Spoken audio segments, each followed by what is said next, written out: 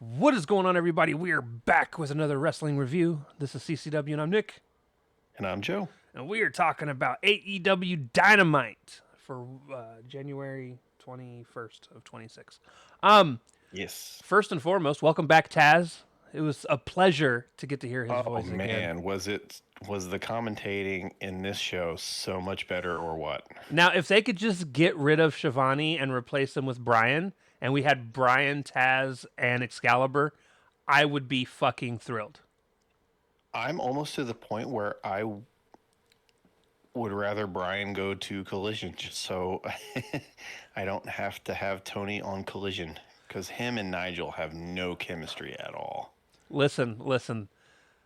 Brian and Nigel would have the most ridiculous bickering, and I'm also here for that. I'm just saying. Yeah.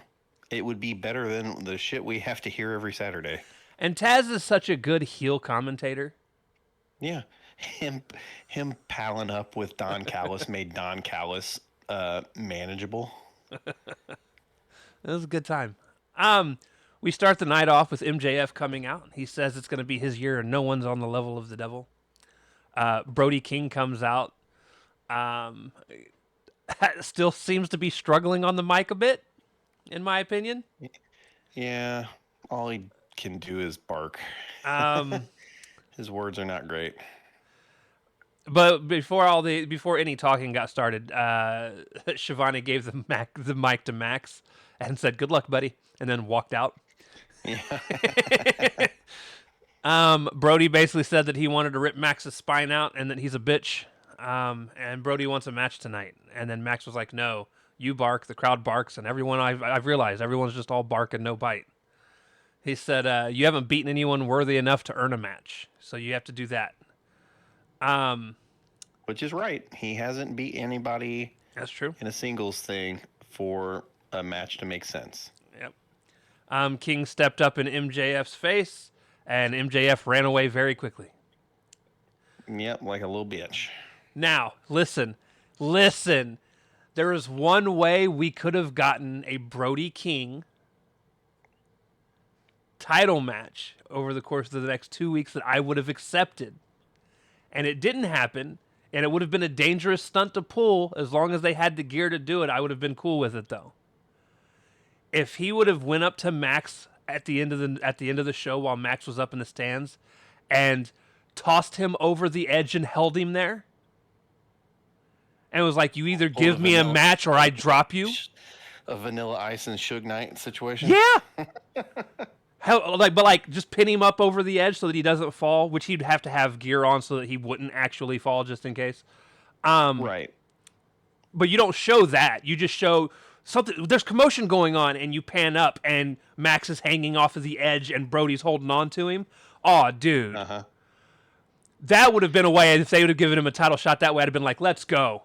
Because that would have made him look intimidating. He agreed to it under duress. Right. And then they could even play that with him and Tony later on. You know, your wrestlers are going around throwing people off of balconies and shit. You need to get your people under check. Anyways, that just popped in my head, so we're gonna move on. But yeah, MJF bounced quickly, and that was pretty much the end of it. Like, nothing else from anybody else. I think Brody King even kind of had that look on his face where he was like, I mean, he's right. I haven't beaten anybody. I should probably do that. Yeah, he kind of chicken shitted exit stage right there at the end. Max already did the chicken shit heel thing. I'm kind of over that.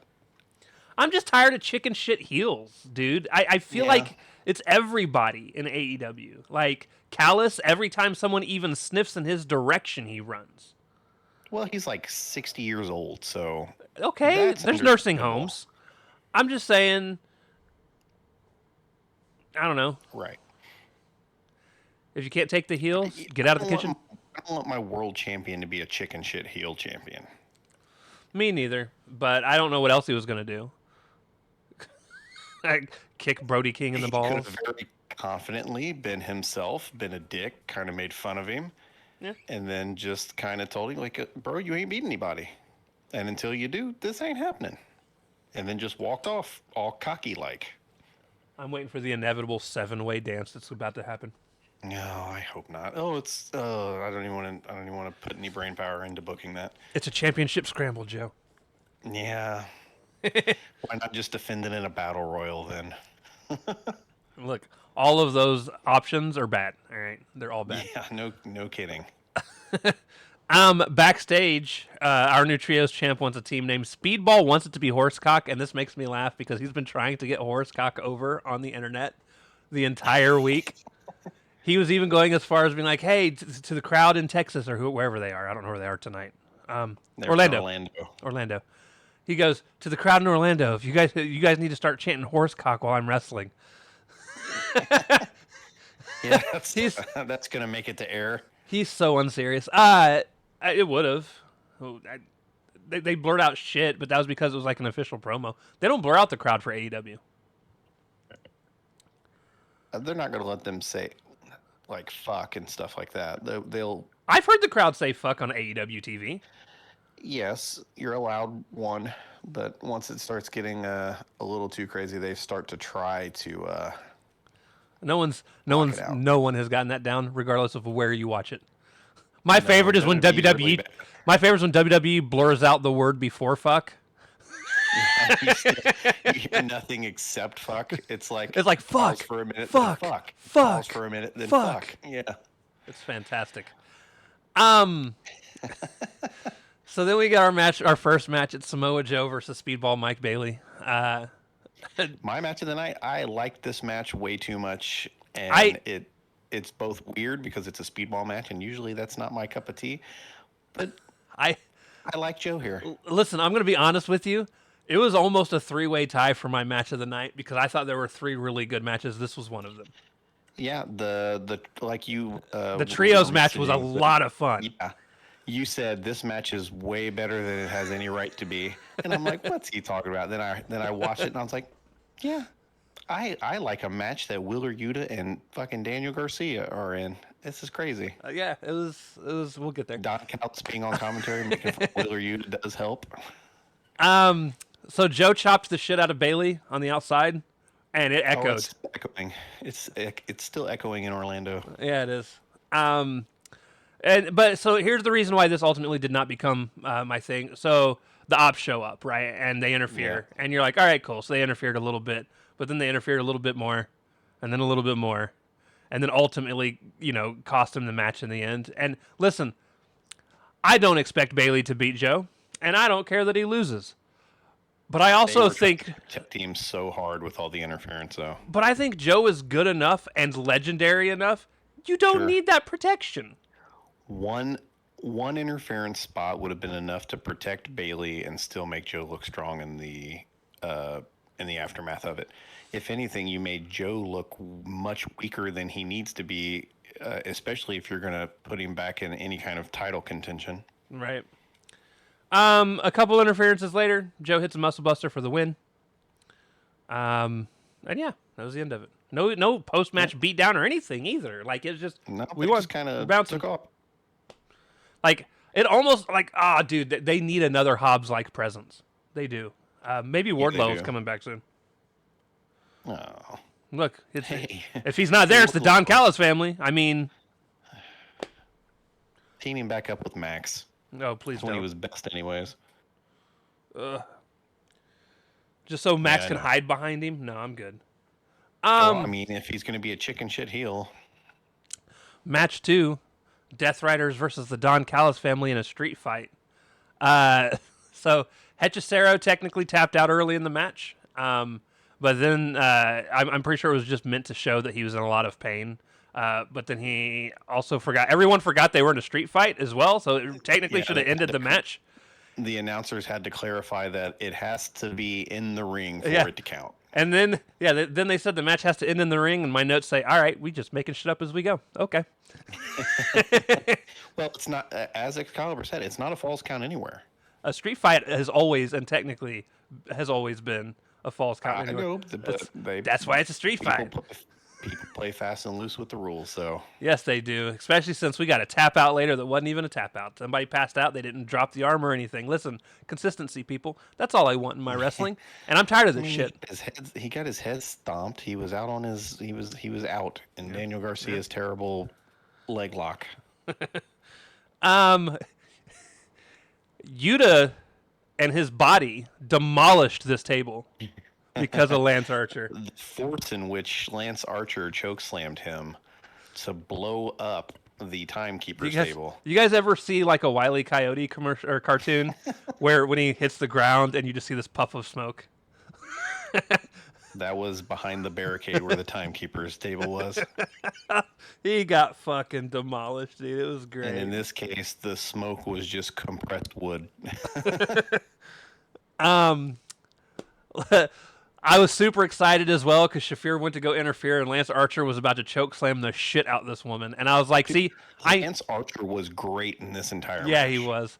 And he was about to go choke slam her. And listen, shout out to Marina Shafir for putting on an actual super smooth fucking reversal out of it. Yeah, put him in a fucking triangle. He goes to lift her up for the choke slam, put him in a triangle choke, and I was like, that was actually really dope. Maybe she just needs to wrestle men. Hey, some people look better. Like Natty. Natty wrestles men better than she wrestles other chicks. Right. And then at that point, a little bit later, Archer then did a running power slam to Mox through a table, which was pretty well done. Yep. Then Mox, I messaged Joe. I was like, well, they were really tame with the weapons until they weren't. So then Mox goes to underneath the ring and pulls out this ply board that had barbed wire, glass, and thumbtacks on it. And I was like, oh, Mox is going through that. Hey, surprise. You're absolutely right. He slides it into the ring. There's an exchange of things of people about to put each other through it. And then, again, Lance Archer chokeslammed him into it. Yep. It looked like it hurt. Given the amount of blood on Mox's back, I'd say so. And then Pac and Claudio got involved. And then Garcia put Rocky Romero into a sharpshooter. And as Romero was there in agonizing pain, Mox curb stomped him and the Death Riders won. Yeah, it made kind of the Don Callis family look kind of inept because, like, where the fuck were the rest of the 60 of them? Since all of them were wrestling for the next show. There was no, Yeah, they're all there. I don't know. Post-match, now, understandably, there are two people that might not have shown up for a specific reason. They are tagging, but they also... Oh, yeah, they're tagging on Collision. Could be... Doyle and...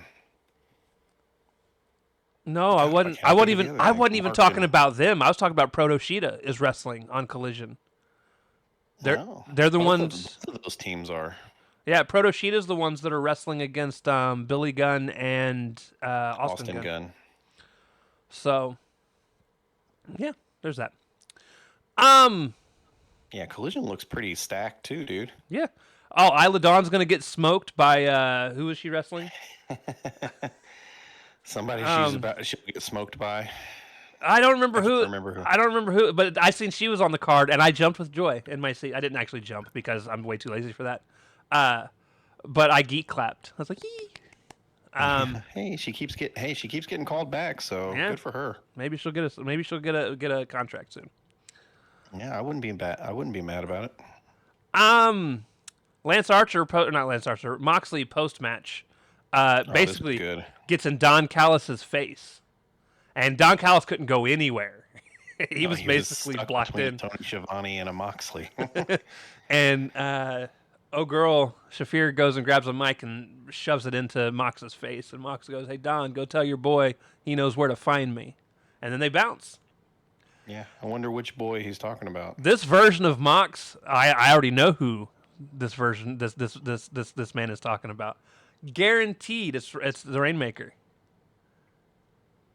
They've already wrestled. They wrestled at the pay-per-view for him to win the dumb belt. Yeah, but the Rainmaker has the other half of the unified title. Oh, for fuck's sake! Got to get it off of him. so he can do something else.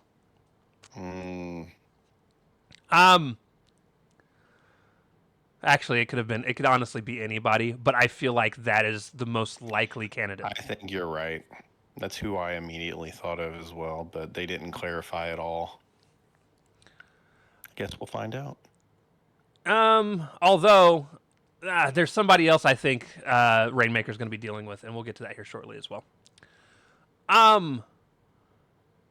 Backstage, Tekla's like, "Hey, Stat, you got 1 week, and then I'm coming for that women's championship. It's going to get toxic."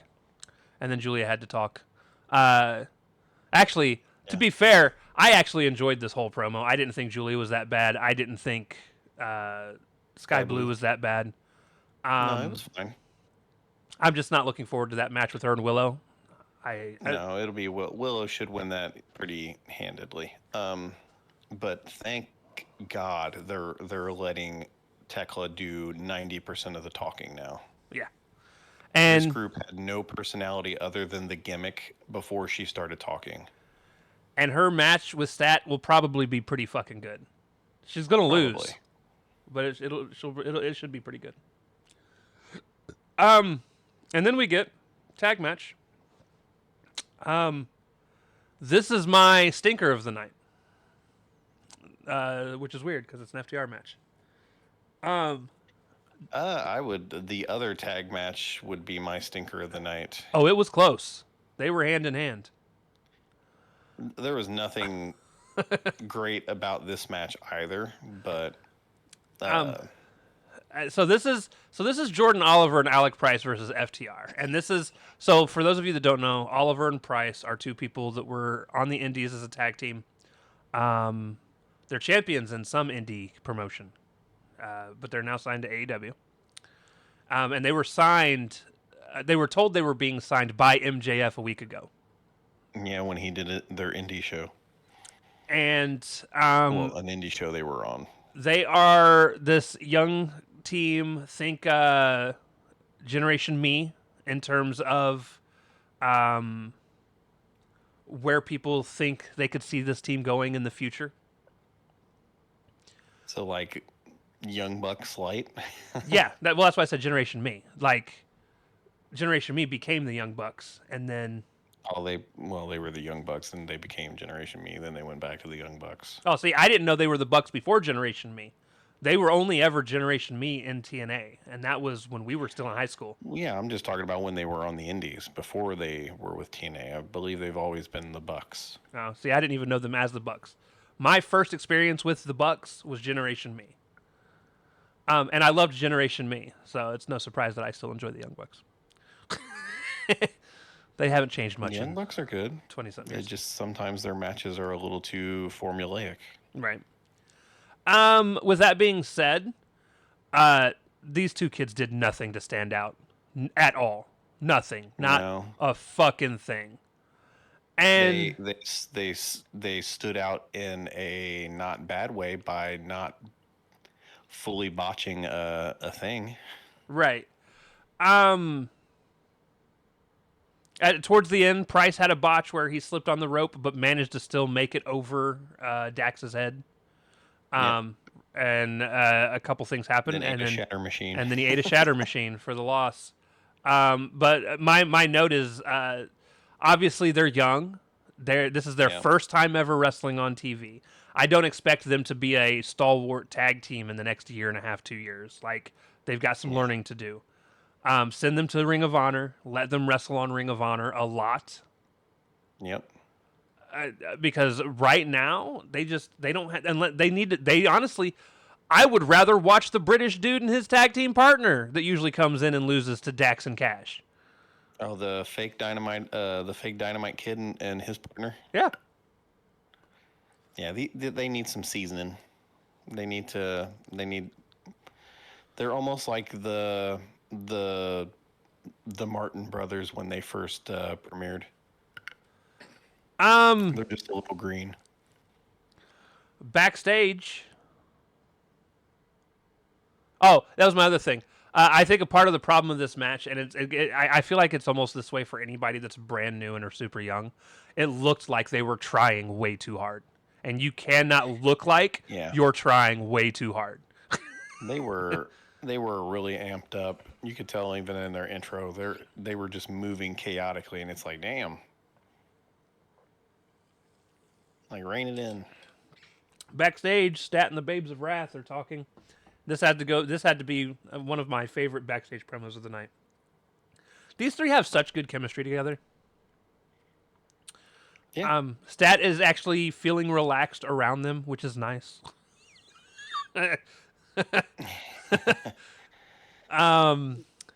Obviously, Harley Cameron is like my favorite comedic wrestler out right now. Only because R-Truth isn't doing anything funny recently. But I love Harley Cameron so much as far as her character work. And then, of course... We are babes, and we have wrath. And, of course, I mean, Willow's Willow. But they all basically agreed to their individual title matches that they were challenged for. And then Harley was like, and I'm going to protect them from you. Right. And Sky Blue, don't think you're going to be interfering. I'll be there to stop you. And punch you right in the face. They're like her spooky self or some bullshit. And now for my disappointing match of the night, because it was not near as good as I wanted it to be. Kenny Omega versus Josh Alexander. I agree, but I thought this match was maybe a little bit better than the main event. I wanted the main event to be better than it actually was, but we'll get there when we get there.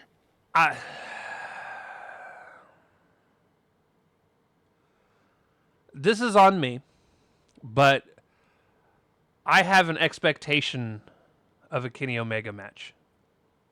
Sure. And that even comes from just the little bit that I've watched him wrestle in AEW. And this...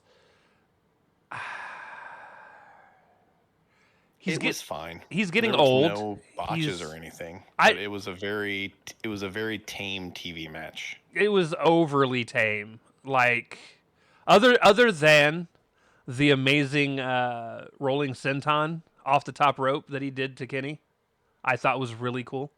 Which was the move that Josh Alexander did. Which was the move he tried to do to Kota when he accidentally dropped Kota. Yeah, shit happens. But I did like that move. I mean, Kenny did the Terminator dive. What more do you want? I don't know, dude.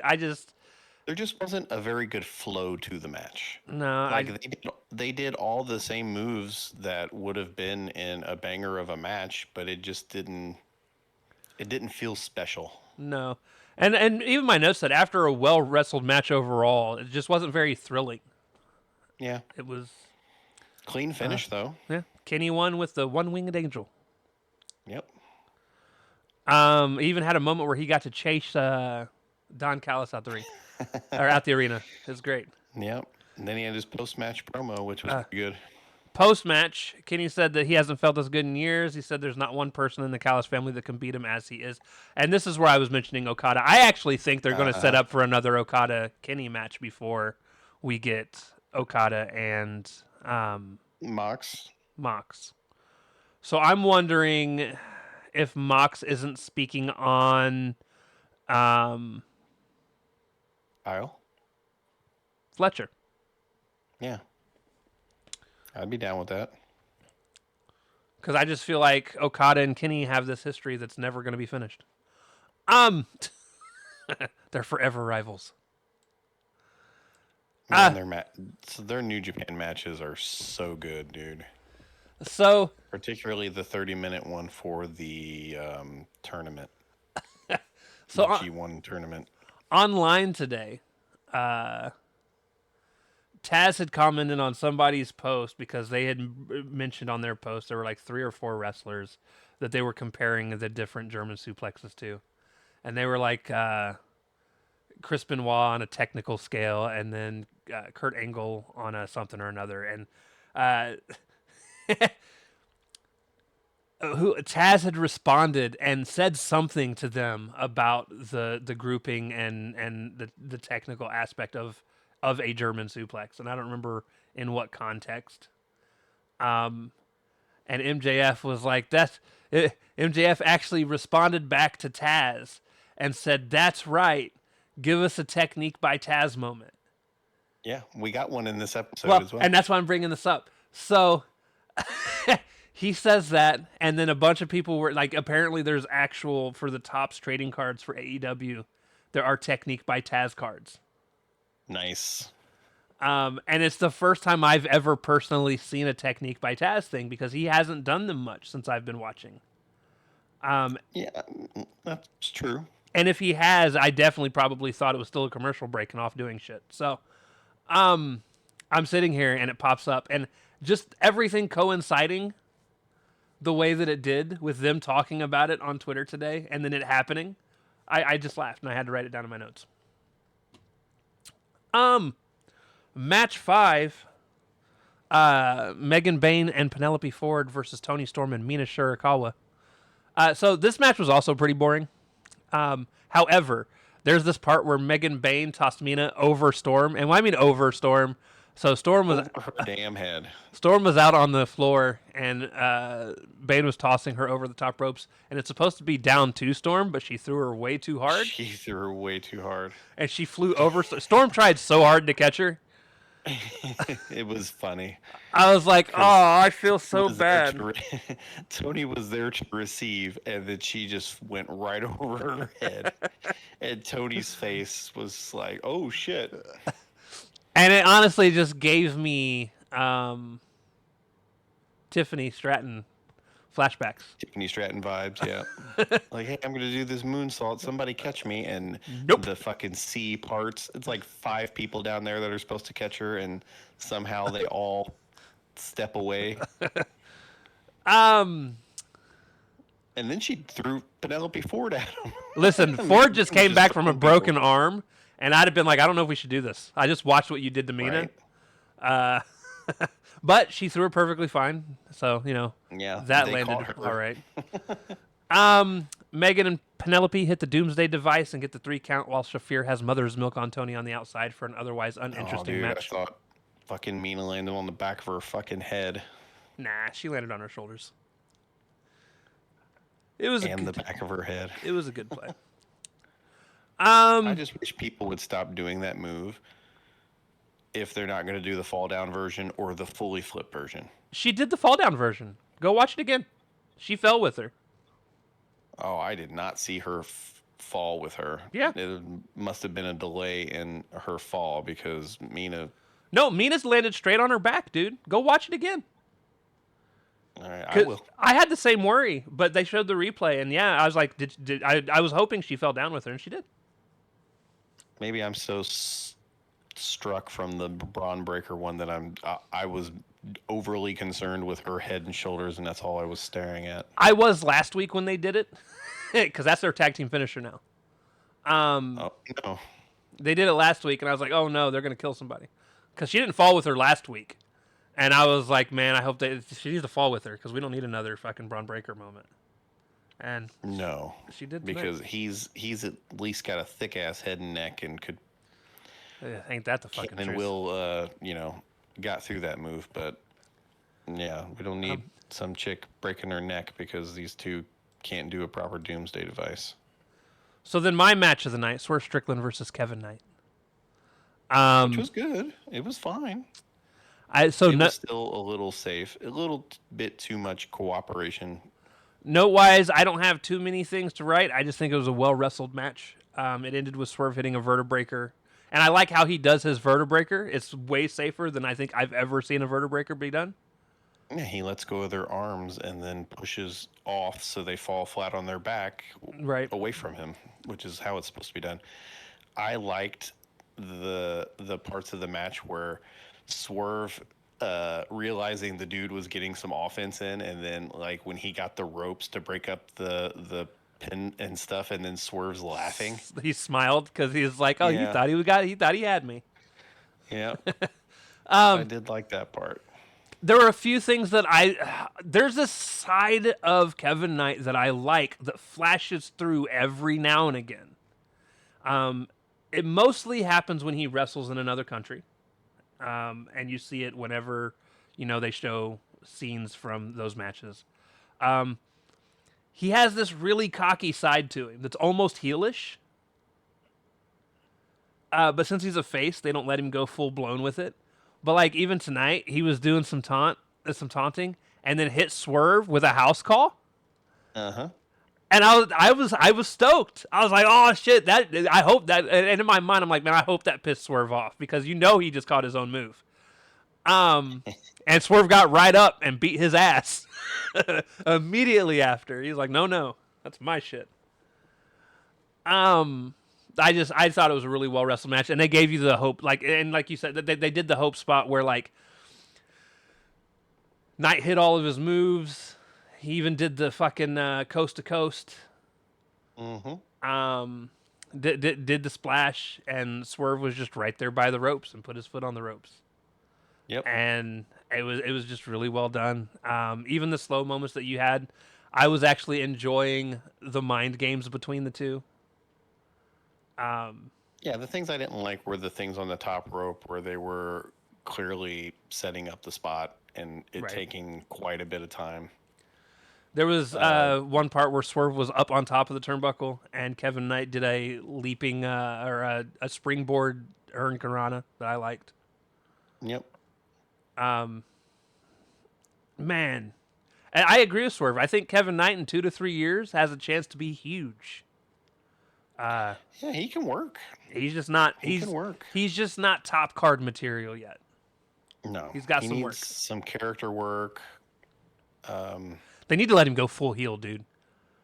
Let him embrace that cocky side and be a dick. Maybe they will. Maybe that's how they break up. He beats up old Speedball and goes full heel. I'd be down. I would too. Because them two had a really good match in the. Yeah, I think their team is running its course anyways.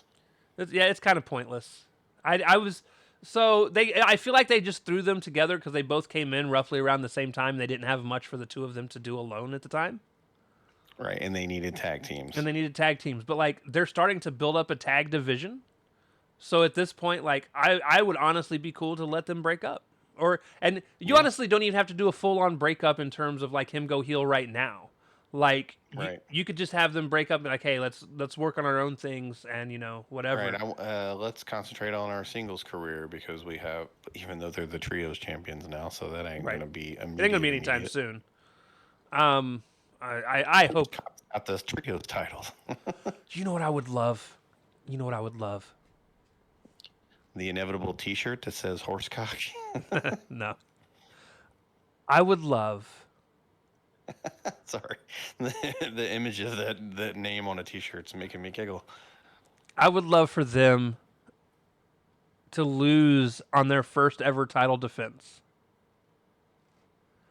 and have Bayley take the pin, and have Kevin be so upset that he just starts beating Bayley's ass. Yeah. And then make Hangman come over to pull him off. Like, dude, what the fuck are you doing? To have him kick Hangman right in the dick. Ooh, and then he's got a program with two people. Yeah. And then he joins the Don Callis family. Anyways, you can't end it on that. I would not want that to happen. I just feel like that's Tony's go-to now. Oh, you want to be a heel? You're not Don wrong. Callis. You're not wrong. Especially now that he's turning the Death Rider's babyface. The bad thing is, I don't think he's necessarily doing it to turn him a babyface on purpose. So, people legit just got behind Mox during that fucking tournament. And I didn't. I didn't care either way. But the crowd was really behind Mox for after about the second match in that tournament. After the fact, where he's like, "This is professional wrestling." Oh, they were cheering him before that. That had nothing to do with it. I know, but I hated that. Most people hate that, the rah-rah speeches. But the problem is, Mox actually believes that shit. He has been their most valuable player, man. When they've needed someone to step up, it's been him every single time. He's But been the only one to keep himself from getting hurt. right. But yeah, what makes me mad is not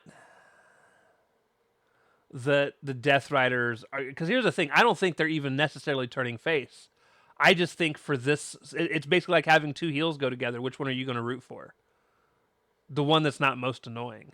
And I think right now the Death Riders are a little less annoying than the Don Callis family. You mean coming out and saying, "Oh, I have something important to say," Right. isn't getting them any points with the fans? Plus, Mox is finally being Mox in a way that's not annoying. He's not locking the fucking belt in a briefcase and just carrying a briefcase around for a year and a half. It wasn't even just that, though. If you remember, the start of the Death Riders thing was even kind of iffy because they were like, we just want people to actually want to be here and want to wrestle. And that like never went anywhere with that specific thing. Like they smashed old dude's hand with a hammer that was in Private Party, and then Private Party came back and won the tag titles like 2 weeks later because smashing his hand apparently was fine.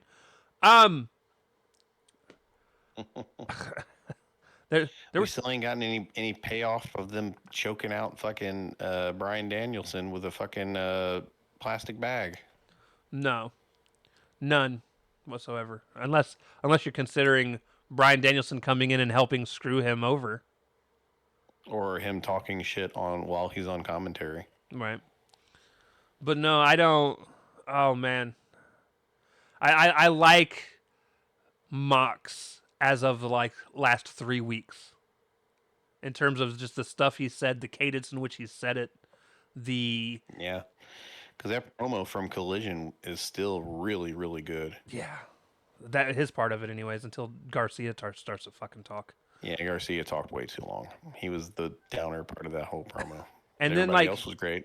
And then like even tonight, like he didn't talk long. He was just like, "Hey, tell your boy he knows where to find me." And it was just delivered so well and right in Callis's face, almost like "fuck you." Yeah, and Callis had his face like sideways and wouldn't look at him. He was like, "It was just really well done." Yeah. But yeah, listen. I had just talked about how good Raw was, and Dynamite was like, "Hold my beer." Yeah. And Dynamite killed it. Very good week so far. And, Yeah. And Collision's looking like it's pretty stacked. We're not watching SmackDown, so that's good. And then we got I ain't got 3 hours. We got Collision Saturday, and then unfortunately, I mean, we're not going to talk about it, but we are going to watch. I'll watch. Well, something really crazy would have to happen for us to talk about it. Right. But yeah, I'll watch the Saturday Night's Main Event. There's only one match I even give a shit about. Does Collision come on early because of Saturday Night Main Event? I don't think so. They usually try to stagger it so they don't run head to head. So right now it's scheduled for 8 to 10. Okay, good for them.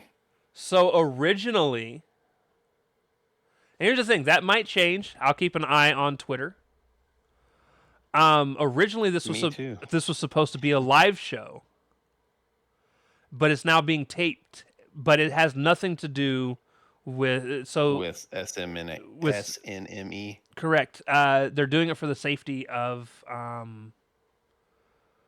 the stars and the people that are working because we're as a country are about to get hit with a shitload of snow dumped on us. Yeah, we're about to get hit with an insane amount of winter weather starting Friday.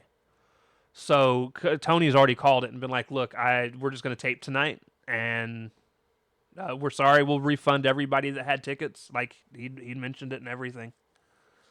So I mean, I guess that's cool if you already had a ticket for tonight's show. Right. You're like, "Oh, surprise! 4 hours." But yeah, so The next time you hear us talk, it'll be for Collision on Saturday. Yes. All right, guys. We'll talk to y'all later. Deuces. Later.